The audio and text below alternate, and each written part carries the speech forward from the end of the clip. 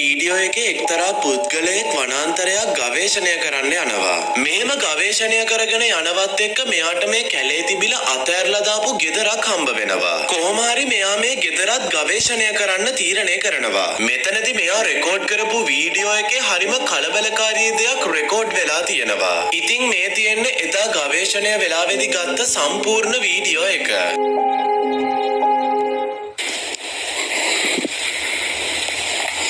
Farmers.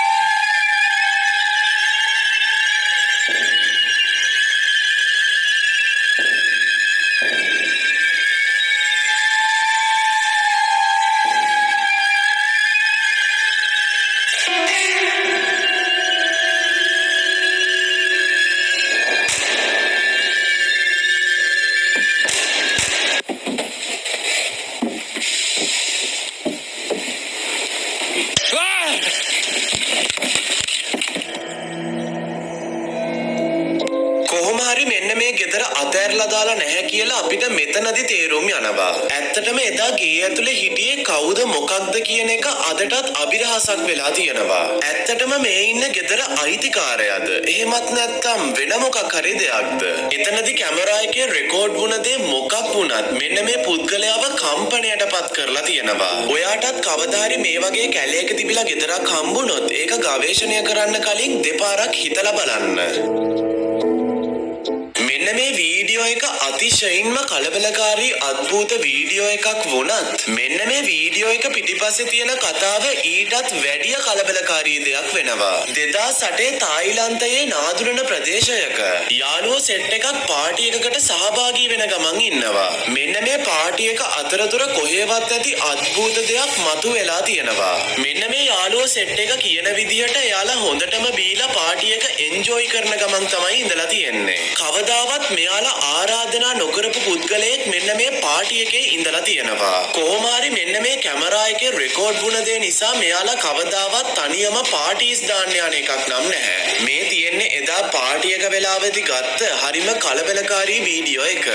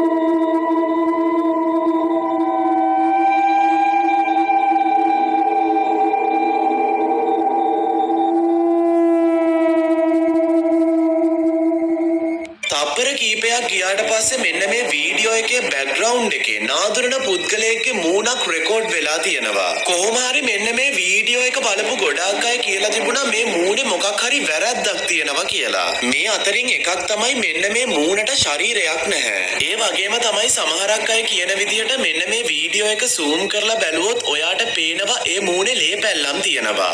මේකේ පෙනුම කොහොම වුණත් මේ පාටි එකේ හිටපු කිසිම කෙනෙක් මේ දේ දැකලා නම් නැහැ. කොහොම කොහොම හරි මෙන්න මේ වීඩියෝ එක පස්සේ බලද්දි තමයි මෙයාලා මෙන්න මේ දේ දකින්නේ. කොහොම හරි ඔයාට කියන්න පුළුවන් මෙන්න මේ වීඩියෝ එක මෙයාලා කතා වෙලා කරපු දෙයක් කියලා. කොහොම හරි මෙන්න මේ වීඩියෝ එක පිටිපස්සේ තියෙන ඇත්තම කතාව ඇහුවොත් ඔයාලා අපි හැමෝම කලබලයටපත් වෙන්න පුළුවන්. මේ යාළුවෝ කියලා තියෙන විදිහට මේ පාටි එක පටන් ගන්න කලින් එයාලගේ යාළුවෙක් හරිම භයානක ඇක්සිඩන්ට් එකකට මුහුණ දීලා තියෙනවලු. ඒ වගේම ඔයාලට කියන්න ඕනේ මේ යාළුවා ඇක්සිඩන්ට් එකෙන් මිය ගිහිල්ලා තියෙනවා. කොහොම හරි මෙන්න මේ යාළුවෝ සෙට් එකට එයාලගේ යාළුවෙක් පාටි එකට එන ගමන් ඇක්සිඩන්ට් එකකට මුහුණ දීලා මිය ගියා කියලා දැනගන්න හම්බ වෙන්නේ ඊළඟ දවසේ උදේ. යාළුවගේ මලගෙදර ඉවර වෙලා දවස් කීපයකට පස්සේ මෙයාලගේ පාටි එකේ වීඩියෝස් බලන ගමන් ඉද්දි තමයි මෙයාලා මේ දේ දකින්නේ. පාටි එකේ ගත්ත වීඩියෝ එකක එයාලගේ මියගිය යාළුවා ඉඳලා තියෙනවා.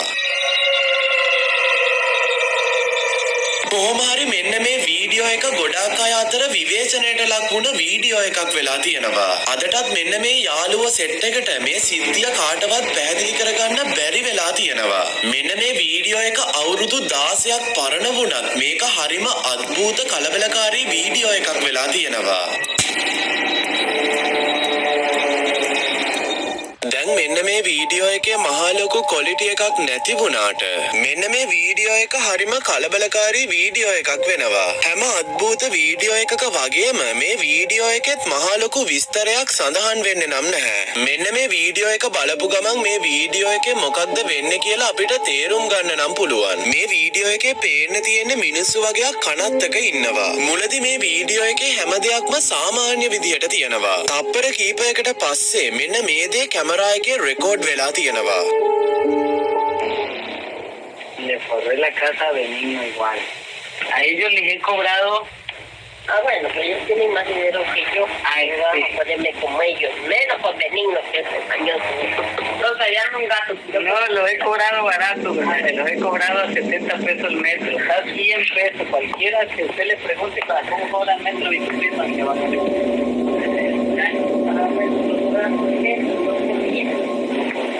Y es que ya de aquí me va a pegar. Me va a salir un no va a ser.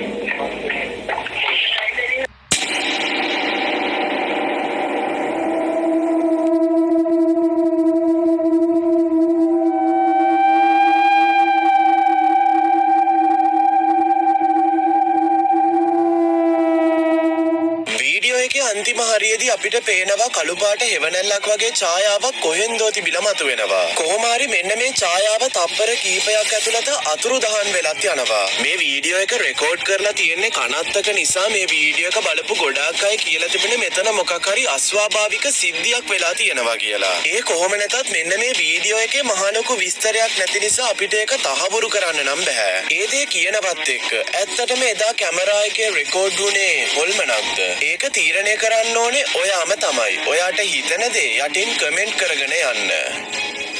මෙන්න මේ ෆොටෝ එක සමාජ මාධ්‍යවලට මුදා හැරලා තියෙන මිලා ජේ කියලා කාන්තාවක්. මේ කාන්තාව කියන විදිහට මෙයාගේ යාළුවෙක් මෙන්න මේ ෆොටෝ එක අරන් තියෙන්නේ එයාලගේ අලුත් ගෙදර ඇතුලේ. ඒ වගේම මෙන්න මේ ෆොටෝ එකේ ඉන්නේ එයාගේ යාළුවගේ දුව. හැබැයි මෙයාගේ යාළුවා කියන විදිහට එදා ගෙදර හිටියේ එයයි එයාගේ දුවයි විතරයිලු. ඒ වුණාට මේ ෆොටෝ එකේ එහෙම දෙයක් නම් පේන්නේ නැහැ. මේ තියෙන්නේ එදා එයාලා ගත්ත ෆොටෝ එක.